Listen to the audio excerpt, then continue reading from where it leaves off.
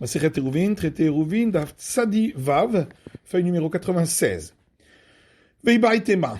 Et si tu veux, je peux te donner encore une autre explication de la discussion au début de la Mishnah. Du coup, l'alma la tzet lobae kavana. Tout le monde est d'accord que pour se rendre quitte d'un commandement, d'une mitzvah, on n'a pas besoin d'en avoir l'intention. Ici, ça concerne l'interdiction de rajouter sur un commandement. C'est là qu'il y a une discussion. D'après le premier avis, pour enfreindre cet interdit de rajouter sur un commandement, on n'a pas besoin d'avoir l'intention. C'est pourquoi il ne permet pas de porter 2 paires de téphilines pour les ramener à un endroit où elles seront protégées, car ainsi, il rajouterait sur la mitzvah qui est de ne porter qu'une seule paire. Or, l'interdiction, même s'il n'a pas l'intention de faire le commandement, malgré tout, il enfreint cet interdit. Alors que Rabban Gamliel, lui, pense que pour enfreindre cet interdit de rajouter sur un commandement, il faut avoir l'intention de faire le commandement, ce qui n'est pas le cas ici. C'est pourquoi il permet de ramener 2 paires de téphilines sur soi. Vibaitema. Et si tu veux, je peux donner encore une autre explication. Il sfira lan, le Shabbat zman tfilin. Si on pense que Shabbat, il y a l'obligation de mettre les tfilin, les kula amalola avor ba'i kavana, velo la tzet ba'i kavana. Alors, dans ce cas-là, d'après tout le monde, ni pour enfreindre l'interdit de rajouter sur le commandement, il y aurait besoin d'une intention, ni pour se rendre quitte, il y aurait besoin d'une intention. Vara bela avor chez l'obizmano kamiflege. Ici, c'est le fait d'enfreindre l'interdit de rajouter sur un commandement, alors qu'on n'est pas à un moment où on a l'obligation de faire ce commandement, puisqu'il pense que Shabbat, il n'y a pas d'obligation de mettre les téphilines. Tam la kamasava loba et kavana. D'après le premier avis, on n'a pas besoin d'en avoir l'intention pour enfreindre cet interdit. Vers Rabban Gamliel, ça va, la avor chez l'obismano ba'i kavana. Alors que d'après Rabban Gamliel, pour enfreindre cet interdit, il faudrait qu'on ait eu l'intention d'accomplir le commandement. Hiachi les Rabbi Meir. Alors, la Gemara dit, si c'est ainsi, d'après Rabbi Meir, qui est donc le premier avis, Zugechan Namilo, on n'aurait même pas le droit de ramener une paire sur soi, puisque, d'après lui, on enfreint l'interdit de rajouter sur le commandement, même si on n'en a pas l'intention. Or, Shabbat, on n'a pas le commandement, d'après lui, donc on rajoute sur un commandement. Verod, encore une autre question. Ayashem Mishpini Basuka, celui qui dort le 8e jour de Sukkot, c'est-à-dire le jour de Shmini Atzeret, dans la Soukas, qui est le commandement pour ceux qui habitent en dehors d'Israël, qui est un commandement d'ordre rabbinique, il devrait recevoir la flagellation, puisque même si on n'a pas l'intention de se rendre quitte du commandement de la Torah, malgré tout, on enfreint l'interdit de rajouter sur le commandement, bien que ce n'est pas le moment du commandement. C'est pourquoi c'est plus clair les réponses qu'on avait données auparavant. Qui c'est qui pense effectivement que Shabbat, il y a l'obligation de mettre les téphilines? Rabbi Akiva. C'est Rabbi Akiva de Tanya, puisqu'il y a une braïta qui dit. C'est écrit un verset dans Shemot, dans l'Exode. Et tu garderas cette règle-là en son temps, de jour en jour. Et on parle, d'après cette explication, du commandement des téphilines. Yamim, jour, vélo lelot, ça exclut les nuits, il n'y a pas de commandement. Mi yamim, comme c'est marqué 2 jours, vélo kol yamim, pour dire pas tous les jours. Prat les shabbatot yamim tovim, à l'exclusion donc des shabbats et des jours de fête. Tivrei Rabbi Yossé Aglili. Ça, c'est l'avis de Rabbi Yossé Aglili. Rabbi Akiva Omer, alors que Rabbi Akiva lui dit, cette règle dont parle le verset ne parle que du sacrifice pascal et non pas des téphilines. Et donc, d'après Rabbi Akiva, il n'y a pas ici d'exclusion pour le Shabbat et les jours de fête. Oui, mais alors, ce que nous avons vu dans une Mishnah, que l'obligation du sacrifice pascal et de la circoncision, ce ne sont que des mitzvot, des commandements positifs. Alors, est-ce que ça irait pas d'après Rabbi Akiva Dei Rabbi Akiva, puisque d'après Rabbi Akiva, Kevon Nemouké l'abbé Pessah, puisque lui considère que ce verset s'applique au sacrifice pascal. L'avnami Ika.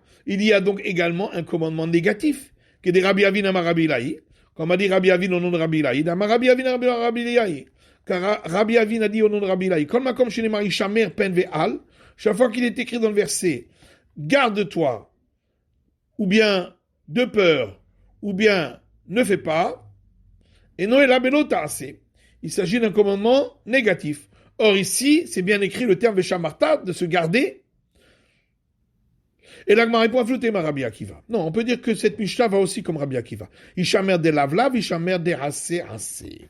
Lorsque c'est écrit se garder, lorsqu'il s'agit d'un interdit, alors effectivement, ça comporte un commandement négatif. Mais lorsque il est écrit se garder pour une obligation, alors il s'agit d'un commandement positif. Mais ça va Rabbi Akiva Shabbat Zman Tfilin. Mais est-ce que vraiment Rabbi Akiva pense que Shabbat, on a l'obligation de mettre les tefilin? Il y a pourtant une braïta qui dit Rabbi Akiva dit j'aurais pu croire qu'un homme met les tefilin le Shabbat et jour de fête. Tabouloma, c'est pourquoi le verset dit dans l'Exode et ce sera pour toi un signe au-dessus de ta main, donc sur ton bras. Donc c'est seulement les jours où on a besoin d'un signe des tefilin. À l'exclusion de ces jours-là de Shabbat et jours de fête, qui sont eux-mêmes un signe. Donc, Rabbi Akiva considère que Shabbat, on ne met pas les tefilin. Et là, Haïtanahu. Donc, il faut dire que celui qui dit que Shabbat, on met les tefilin, c'est un autre maître du temps de la Mishnah, d'Etania, qu'on voit dans cette braïta qui dit Ane or balayla, celui qui est réveillé la nuit, Ratsa cholet, Ratsa maniach. S'il veut, il enlève les tefilin, ou s'il veut, il les garde. Diver Rabbi Nathan, ça c'est Rabbi Nathan. Yonatan Akitouni Omer, alors que Yonatan Akitouni lui dit Ein manichim tefilin balayla, on ne met pas les tefilin la nuit. Mi de laïla le Tanaka mazvan tefilin. Donc, puisque d'après le premier avis, Rabbi Nathan, la nuit, c'est aussi un temps où on met les tefilin, Shabbat n'a pas tefilin. Donc le Shabbat aussi, puisque dans le verset, on a vu que celui qui considère que le verset qu'on avait vu dans l'Exode parle des tefilin, il exclut et la nuit et le Shabbat. Donc si la nuit n'est pas exclue, le Shabbat non plus. L'Agmara dit non, dis-moi spira les laïla la zvan tefilin hu, Shabbat la zvan tefilin hu. Peut-être que cet avis pense que la nuit, effectivement, c'est un moment pour mettre les tefilin, mais le Shabbat n'est pas un moment pour mettre les tefilin. Puisque d'après Rabbi Akiva, la nuit c'est un moment pour mettre les tefilin, Shabbat et le Shabbat pourtant on a vu que ce n'est pas un moment pour mettre les tefilin. Et là Itanahu.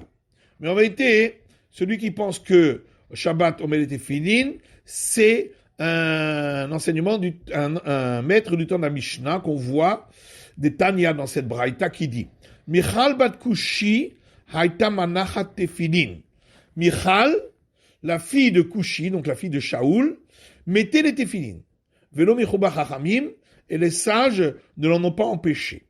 Veishto shel Yona, et la femme du prophète Jonas, haïta ola la regel, montée au fait de pèlerinage, velo michoba chachamim, et les sages ne l'en ont pas empêché. Mi de lo michoba chachamim, puisque les sages n'ont pas empêché Michal, la fille de Shaoul, de mettre les tefilin, ça veut dire donc qu'il pense que la femme a l'obligation de mettre les tefilin et que les tefilin ne sont pas un commandement positif qui dépend du temps. Et donc ça veut dire qu'on les met même Shabbat parce que sinon la femme en serait dispensée. Or, si elle en serait dispensée, elle ne pourrait pas les mettre parce que ce serait rajouté sur un commandement. Donc forcément, d'après cet enseignement, d'après cette braïta, le Shabbat on met les tefilin. L'Agma dit non, pas forcément. On veut dire Masavar la Rabbi Yossé. Peut-être qu'il pense comme Rabbi Yossé. D'amanashim somchot reshut, qui dit que les femmes ont le droit d'imposer leurs mains sur le sacrifice, bien qu'elles n'en ont pas le commandement, puisque le commandement ne s'applique qu'aux hommes. Malgré tout, c'est permis. On ne considère pas que ça s'appelle rajouter sur un commandement. Dilotemari, car si tu ne disais pas ainsi, dans cette même braïta, on a dit que la femme du prophète Jonas montait au fait de pèlerinage. Et les sages n'en ont pas empêché. Or, est-ce qu'on trouve un avis qui considérerait que monter au fait de pèlerinage ne serait pas un commandement positif qui dépend du temps? Donc forcément, les femmes n'y sont pas astreintes. Et là, que ça va reshoot. Mais seulement, ils pensent que c'est quand même permis pour elles de le faire. Achanamim reshoot. Ici aussi, pour les téphilines, même si elles n'y sont pas astreintes, c'est quand même autorisé pour elles de les mettre. Et là, Haïtanaï. Mais en vérité, celui qui pense que Shabbat on met pas les téphilines, que Shabbat on met les téphilines, pardon, c'est cet avis des Tanya qu'on voit dans une braïta qui dit Amotse téphilines, celui qui trouve des téphilines le Shabbat. Machnisan zouk zouk, il les ramène dans un endroit où ils seront gardés en les mettant une paire par une paire. Echad ha'ish ve'echad ha'isha, qu'il soit un homme ou qu'il soit une femme. Echad chadashot ve'echad eshanot. Que ce soit des téphilines nouvelles ou usagées. Divrei Rabbi Meir, parole de Rabbi Meir. Rabbi Yehuda oser bechadashot. Rabbi Yehuda interdit si elles sont nouvelles. Au matir beshanot, il ne permet que si elles sont usagées. Ad kanopligé la bechadashot bishanot. Toute la discussion entre Rabbi Meir et Rabbi Yehuda, c'est seulement concernant les téphilines neuves et celles usagées. Aval beisha l'obligé. Mais il n'y a pas de discussion concernant la femme qu'elle met les téphilines pour les ramener. Donc ça montre bien que les téphilines sont un commandement positif qui ne dépend pas du temps. Car sinon la femme en serait exclue et elle ne pourrait pas les mettre, ce serait considéré comme rajouté sur une mitzvah. Et non, puisque c'est des mitzvot et c'est un commandement qui ne dépend pas du temps, c'est pourquoi la femme y est astreinte. Donc ça montre bien que on a l'obligation de mettre les tefillines, même le Shabbat. L'Agmara dit pas forcément, veut dire Masavala que Rabbi Yossé. Peut-être que Rabbi Meir, Rabbi Yehuda pense comme Rabbi Yossé. Dermanashim somchot reshut, qui dit que les femmes peuvent imposer les mains sur le sacrifice, comme on l'a vu, bien qu'elles n'y sont pas astreintes. L'Agmara dit l'os al-kadata, tu ne peux pas dire ainsi. De l'eau Rabbi Meir savala que Rabbi Yossé, de l'eau Rabbi Yehuda savala que Rabbi Yossé. Car ni Rabbi Meir ne pense comme Rabbi Yossé, et ni Rabbi Yehuda ne pense comme Rabbi Yossé. L'eau Rabbi Meir savala que Rabbi Yossé, ni Rabbi Meir ne pense comme Rabbi Yossé, d'Etnan, puisque c'est marqué dans une Mishnah. On n'empêche pas les enfants de sonner le shofar à Rosh Hashanah, Hanashim me'agvin. Donc, ça montre bien qu'on empêche par contre les femmes. Oustamatidi Rabbi Meir. Or, une Mishnah qui est enseignée sans précision d'auteur, c'est Rabbi Meir. Donc on voit bien que Rabbi Meir pense que les commandements auxquels les femmes ne sont pas astreintes, elles ne peuvent pas les accomplir. Vélo Rabbi Yehuda savala que Rabbi Yossé. Ni Rabbi Yehuda pense non plus comme Rabbi Yossé. Netanya, puisqu'il y a une braïta qui dit, c'est marqué un verset dans Lévitique, Daber el Bnei Israël. Parle aux fils d'Israël, Vesamar, et ensuite c'est marqué, et il imposera ses mains sur le sacrifice. De là on apprend, Bnei Israël somchrin, Vemelot Israël somchot. Les fils d'Israël imposent leurs mains, mais les filles d'Israël ne les imposent pas. Rabbi Yossé et Rabbi Shimon omrim, Nashim somchot reshut. Rabbi Yossé et Rabbi Shimon disent que les femmes ont le droit d'imposer leurs mains. Ustam siframani Rabbi Yehuda. Or, qui est l'enseignement qui est rapporté sans précision d'auteur dans le Midrash ici qu'on appelle Sifra, qui est le Midrash sur le Lévitique? C'est Rabbi Yehuda. Donc on voit bien que Rabbi Yehuda considère qu'un commandement auquel une femme n'est pas imposée, elle n'a pas le droit d'accomplir. Et donc forcément, c'est bien Rabbi Meir et Rabbi Yehuda qui considèrent que les téphilines, on les met le Shabbat également. Amar Rabbi Elazar, autre enseignement, Rabbi Elazar dit, Amotse techelet bashuk, celui qui trouve de la laine teinte avec la couleur, la teinte bleu azur qu'on utilise pour les tzitzit, les shonot psulot. S'il s'agit de langue de laine, c'est pas apte pour les tzitzit. Chotin ksherin, s'il s'agit de fil, alors c'est valable pour les tzitzit. Parce que les tzitzit, il faut qu'ils aient été teints avec l'intention de les utiliser pour le commandement. Bon, là, c'est possible que ça n'a pas été teint pour cela. Alors, pourquoi on fait une différence entre les langues où on dit que on les atteint simplement pour en faire des vêtements? Peut-être pour les fils aussi, on peut dire qu'on les atteint pour faire des vêtements et pas pour les tzitzit. Alors, ma réponse, chez Zourim, on parle de fils torsadés. Et pour les tzitzit, il faut qu'ils soient torsadés. Chez Zourim, même s'ils sont torsadés, on pourrait dire que on l'a fait pour les mettre sur les bordures des vêtements. Mais moufsakin, on parle qu'ils sont coupés en petites portions de fils qui sont juste à la longueur nécessaire pour les tzitzit. Ça c'est sûr que les gens ne vont pas se fatiguer à faire autant si ce n'est pas pour les tzitzit. Alors Rava objecte, est-ce qu'un homme va se fatiguer à faire des amulettes qui ressemblent à des boîtiers de téphilin? Dites, pourtant, dans la Mishnah, dans notre Mishnah, c'est écrit, quand est-ce qu'on a dit qu'on doit ramener les téphilin? C'est uniquement si c'est des téphilin usagés. Aval bechadashot, si elles sont neuves, pas tour, il en est dispensé parce que peut-être ce n'est pas des téphilin mais des amulettes. Donc on voit bien que c'est possible, un homme pourrait se fatiguer à faire des amulettes sous forme de téphilin. Et là-bas aussi, il pourrait faire des fils qui sont des fils de tzitzit, mais pas pour les tzitzit. Amar Rabizera le Ava Béré. Alors Rabizera a dit à Ava son fils, Pouktani lehu, sors et rapporte-leur la braïta suivante qui dit à Motze Techelet Bachouk, celui qui trouve de la laine teinte en bleu azur des tzitzit, qui est la couleur utilisée pour les tzitzit, qui le trouve dans la rue, les shonot sulim, s'il s'agit de langues, elles sont inaptes pour le commandement des tzitzit, routine moufsakin kesherin, et si c'est des fils coupés, alors c'est valable pour les tzitzit. Parce que les gens ne se fatiguent pas pour cela. Donc on voit bien une preuve d'ici pour l'enseignement de Rabbi Elazar. Amar Rava dit Mouchou de Tanila Ava Béré de Rabbi Zera qui pétalala. Est-ce que parce que cette braïta a été rapportée par Ava, le fils de Rabbi Zera, alors on y a posé dessus des couronnes? Peut-être qu'on ne suit pas cette braïta. Vatnal, puisqu'on a notre Mishnah, qui dit pas la même chose. Qui dit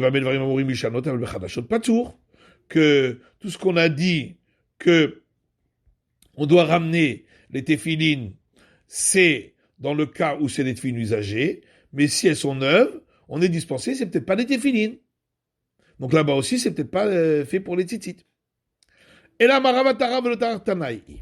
c'est pourquoi Rava dit, ce problème de savoir est-ce qu'un homme se fatigue à faire quelque chose qui ressemble à la mitzvah, au commandement, alors que ce n'est pas destiné à cela, c'est une discussion entre les maîtres du temps de la Mishnah. Le Tanya, puisqu'il y a une braïta qui dit, celui qui trouve des téphilines le Shabbat, il met sur lui par paire pour les faire entrer dans un endroit où elles seront gardées, et chadaïsh ve chadaïsha, qu'il soit un homme ou qu'il soit une femme, et chadachot ve chadishadot, qu'elles soient des neuves ou usagées. Divrei Rabbi Meir. Ça, c'est la vie de Rabbi Meir. Rabbi Uda osir bechadashot ou matir beshanot. Et Rabbi Uda, donc c'est lui qui a été rapporté dans notre Mishnah, il interdit lorsqu'elles sont neuves, et il permet lorsqu'elles sont usagées. Anma marsavar tarachinish ou marsavar lo tarachinish. Donc ça veut bien dire que le premier avis, celui de Rabbi Meir, pense que un homme peut parfois se fatiguer. Pardon, le deuxième avis, celui de Rabbi Yehuda, pense qu'un homme peut parfois se fatiguer pour faire quelque chose qui ressemble à des téphilines alors que ce n'en est pas. Et l'autre, Rabbi Meir, pense qu'un homme ne se fatiguerait pas à cela. Et c'est pourquoi il permet même lorsqu'elles sont neuves. Donc c'est bien une discussion à ce sujet. C'est la fin de l'étude de la feuille numéro 96.